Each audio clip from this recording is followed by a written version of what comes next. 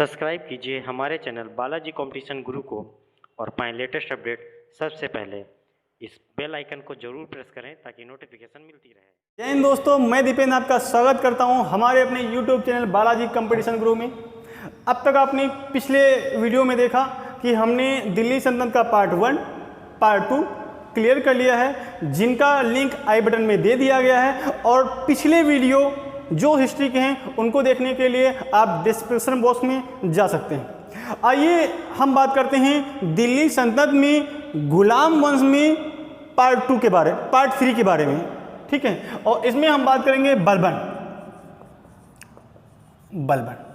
तो बलबन का जो शासनकाल रहेगा वो 1265 टू 1287 तक रहता है। अब बलबन के बारे में हमने अन्य पार्टों में भी थोड़ा ना थोड़ा डिस्कस करते रहे हैं। तो बलबन जो है एक दास हुआ करता था और इसको जमालुद्दीन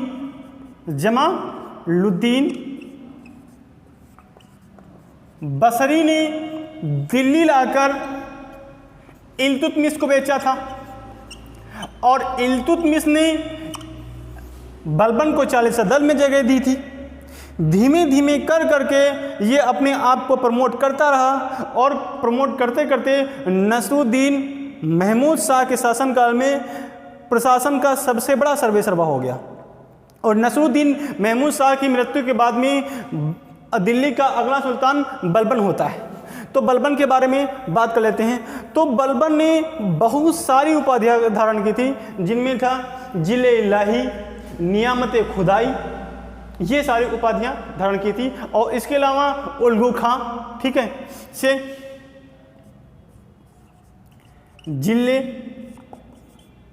जिले इलाह या अल्लाह, नियामत खुदाई और उल्गू खां जैसी उपाधियां धारण की थी।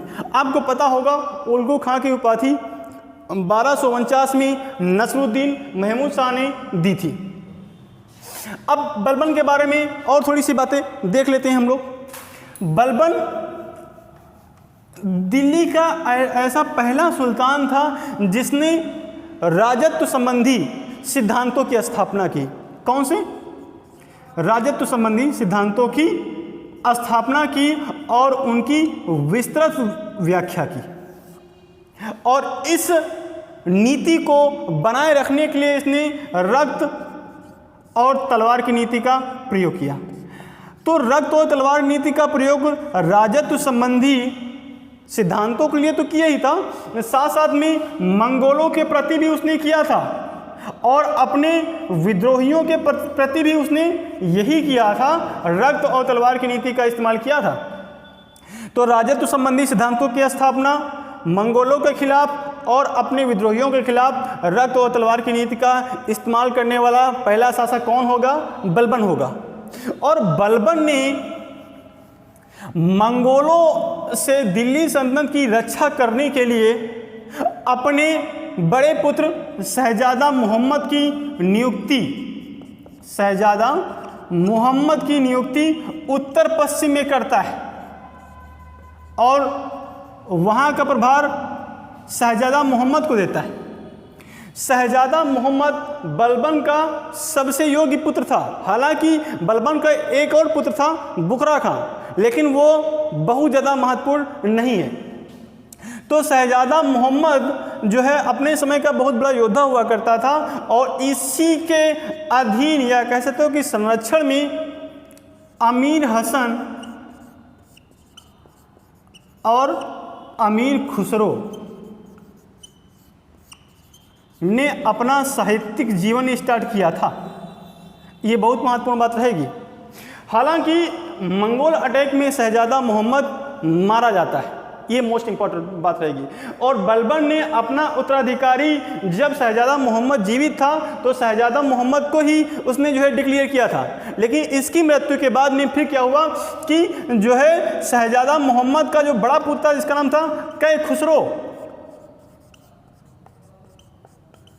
कई खुसरो को अपना उत्तराधिकारी घोषित किया था। और आगे बातचीत करते हैं हम लोग। बलबन दिल्ली सल्तनत का ऐसा पहला शासक है जिसने किलों को बनवाने पर जोर दिया है और भारत में आरिच ए विभाग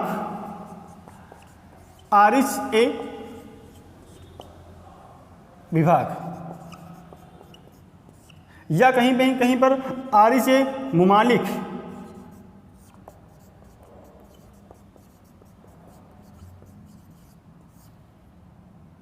ममालिक, इसका मतलब होता है, इन दोनों का मतलब होता है सैन्य विभाग। तो सैन्य विभाग की स्थापना विधिवत रूप से बलबन ने अपने शासनकाल में किया था और बलबन ने ही सबसे पहले केंद्र में तत्पर सेना, मतलब कि बिल्कुल रेडी सेना अटैक करने के लिए तत्पर सेना रखना स्टार्ट किया था। ये महत्वपूर्ण बात रहेगी कि बलबन ने दिल्ली सल्तनत में आर्य विभाग या सैन्य विभाग की स्थापना की। बलबन ने ही सबसे पहले केंद्र में तत्पर सेना रखने की शुरुआत की और इसके अलावा इन्होंने किले बनवाने पर महत्वपूर्ण जोर दिया था, यह सबसे ज़्यादा जोर दिया था। और बलबन ने जो है अपनी स्थिति को मजबूत करने के लिए, सुदृढ़ करने के लिए गुप्तचर विभाग का विशेष सहयोग लिया था और बलबन की सफलता का सबसे बड़ा श्रेय जो है उसका गुप्तचर विभाग ही था। उसके गुप्तचर हर एक विभाग में हुआ करते थे और पल पल की खबर पहुंचाया करते थे, इसीलिए बलबन इतना सख्त शासक हो पाया। अब देखिए, बलबन ने अर्धसैनिक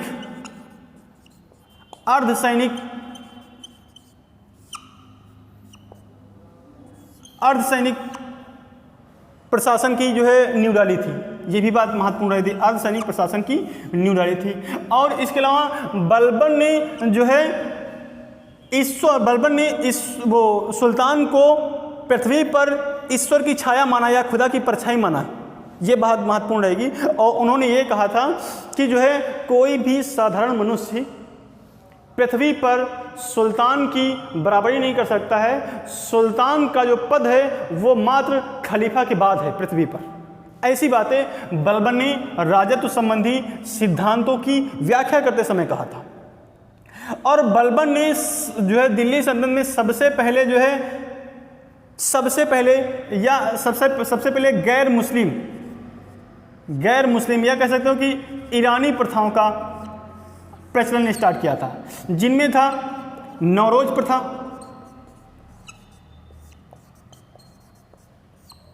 और था पायबोस प्रथा,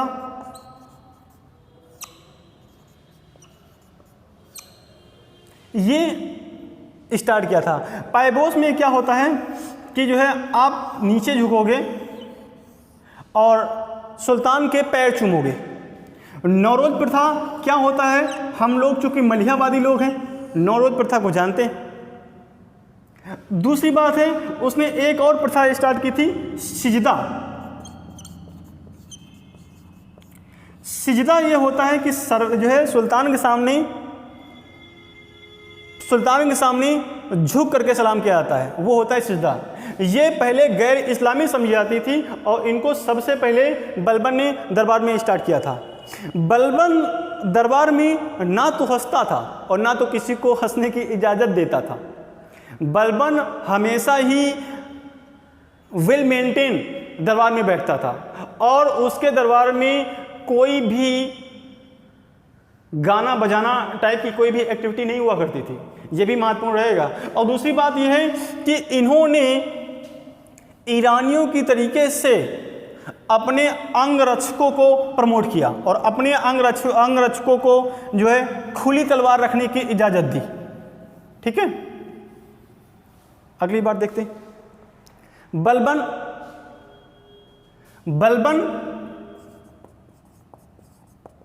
बलबन ने एकताओं में एकताओं में जो है भ्रष्टाचार को रोकने के लिए 1279 में ख्वाजा नामक अधिकारी की नियुक्ति की। कौन सा? ख्वाजा नामक अधिकारी की नियुक्ति की।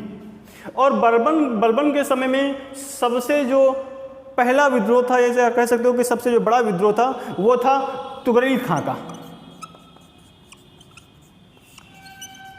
ये बंगाल का इक़्तिदार था और ये दास था, और इन्होंने विद्रोह किया था 1279 में, और ये बलबन के समय में दासों का पहला विद्रोह था। इसलिए बलबन ने स्वयं जाकर के बंगाल में तुगलक खां को, जिसने जो है मुगीसुद्दीन की उपाधि धारण कर अपने आप को स्वतंत्र घोषित कर दिया था, को जाता है और उसको मारता है और वहाँ के विद्रोह को खत्म करता है। ठीक है। और बलबन ने जो है चालीसा दल का दमन किया था, चालीसा दल को खत्म किया था। ये क्यों किया है, हम इसको पहले की वीडियो में भी समझा चुके। दूसरी बात है कि बलबन के समय ही पहली बार अफगानियों का महत्व उजागर हुआ था। ठीक है। हालांकि नसरुद्दीन महमूद के शासनकाल में इन्होंने महत्वपूर्ण भूमिका निभानी स्टार्ट कर दी थी, लेकिन इनको मान्यता मिली बलबन के ही शासनकाल में।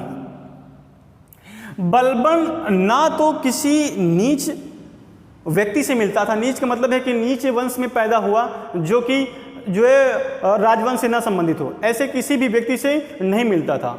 और ऐसा क्यों नहीं करता था? क्योंकि ये अपने आप को जो है काफ़ी ऊंचा समझता था। ये जो है ईरानी वंश, जिसका नाम है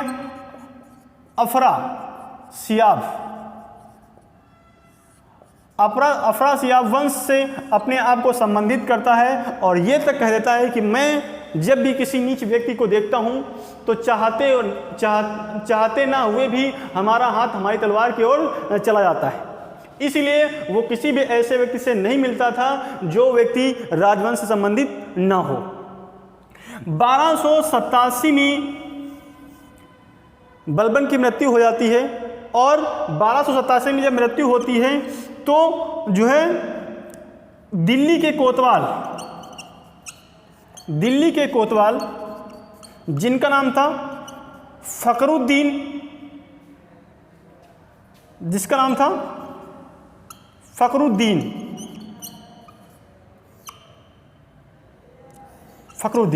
इन्होंने क्या किया कि जो हम पहले बता चुके हैं कि जो है बलबन ने अपना उत्तराधिकारी किसे घोषित किया था? शहजादा मोहम्मद के पुत्र कैखुसरो को।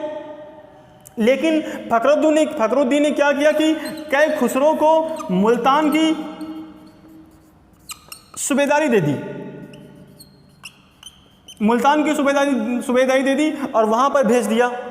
और इन्होंने क्या किया कि बुकरा खां, हमने पहले बता रखा है कि बलबन के 2 पुत्र थे, तो बुकरा खां जो कि बलबन का पुत्र था, उसके बेटे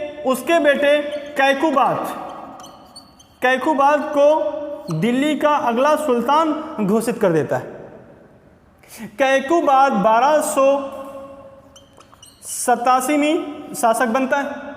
फिर क्या होता है कि कैकुबाद का जो पालन पोषण हुआ था वो बलबन के कड़े शासनकाल में हुआ था, जिसमें इसके पूर्व जो है ना तो किसी सुंदर स्त्री से मिला था और ना तो इसने शराब का सेवन किया था। इसलिए क्या हुआ कि फखरुद्दीन के दामाद निजामुद्दीन ने क्या किया कि सुरा और सुंदरियों की जो है कैकुबाद को लत लगा दी, और इस प्रकार जो है दिल्ली का शासन गिरता रहा। जब ये बात कैकुबाद के पिता बुकरा खां को पता चली तो वो बंगाल से 1288 में समझाने के लिए कैकुबाद को आता है। कैकुबाद और बुकरा खां की जब मुलाकात होती है तो बुकरा खां कैकुबाद को समझाता है। इस कारण क्या होता है कि निजामुद्दीन को मुल्तान जाने की आज्ञा दी जाती है कैकुबाद द्वारा। लेकिन जब निजामुद्दीन नहीं जाता है तो विष देकर के इसकी हत्या कर दी जाती। इसी बीच क्या होता है कि कैकुबाद पर जो है फालिज गिर जाती है। फालिज गिरने के कारण इसका आधा शरीर काम नहीं करता है। उसी समय कैकुबाद के लड़के जिसका नाम होता है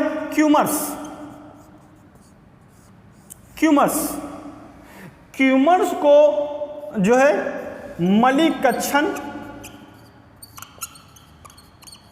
और मलिक सुरखा